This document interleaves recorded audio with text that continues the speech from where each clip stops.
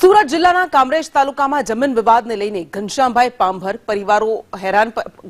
પાંભરનો પરિવાર હેરાન પરેશાન થઈ ગયો છે અને આખરે પરિવારે પત્રકાર પરિષદ કરવાની ફરજ પડી। પાંભર પરિવારના સભ્યોએ દાવો કર્યો છે કે તેઓની કાયદેસર જમીન પર દબાણ કરવા માટે કેટલાક લોકોએ પોલીસની સાથે મળીને તેમની સાથે છેતરપિંડી કરી છે, ધમકી આપી છે। સુરત ગ્રામ્ય પોલીસની હદમાં આવેલ ખોલવાડ ગામની સીમમાં ખેતીની જમીનની ખરીદી માટે 2018 અને 19 દરમિયાન બેંક મારફતે ચેક દ્વારા રૂપિયા 42,50,000ની ચૂકવણી કરાઈ હતી।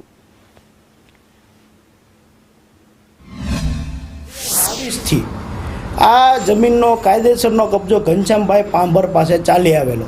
ત્યારબાદ આ મિલનભાઈ અને પરેશભાઈ બે મેળાપીપણામાં પોલીસ મશીનરીનો દુરુપયોગ કરી લેન્ડ ગ્રેબિંગની ફરિયાદ 2024માં આપવામાં આવેલી, જે ખોટી ફરિયાદ હોય।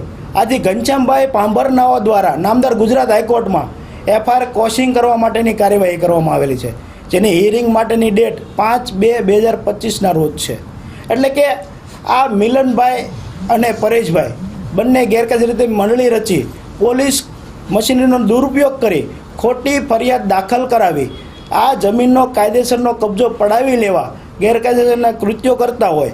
આથી આ બાળકો દ્વારા હમણાં 29/1/2025ના રોજ સક્ષમ ઓથોરિટી સમક્ષ વારંવાર ફરિયાદો કરવામાં આવેલી છે। 1,45,00,000નું અમે પેમેન્ટ કરી દીધેલું, 68 લાખ બેંક અને રોકડા ચૂકવેલા છે, પણ એ લોકોનો અમને લોકોને પછી એ લોકોનું મન ફરી ગયું દસ્તાવેજ કરી દેવાનું, અને અમારી પાસે ઓરિજિનલ પેપર્સ છે પણ એ લોકો અમને આપતા નથી, હવે દસ્તાવેજ નથી કરી આપતા। અને જેનો કેસ કઠોર કોર્ટમાં મારા પપ્પાએ જેને તકરાર આપી એ લોકોને કીધું કે અમને અમારો પ્લોટ આપી દો, તો જેના લીધે કઠોર કોર્ટમાં ફેસલો આવ્યો હતો કે આનો કબજો મારા પપ્પા પાસે રહેશે, ઘનશ્યામભાઈ વલ્લભભાઈ પાંભર પાસે રહેશે। પણ હવે એ લોકો ખબર નહીં શું થયું, હવે એ લોકો તકરાર આપે છે અને એ લોકોએ હાઈકોર્ટમાં પિટિશન કરી છે, જેનો અમે જવાબ આપ્યો છે અને 5 તારીખે 5 ફેબ્રુઆરીએ એની હિયરિંગ પણ છે।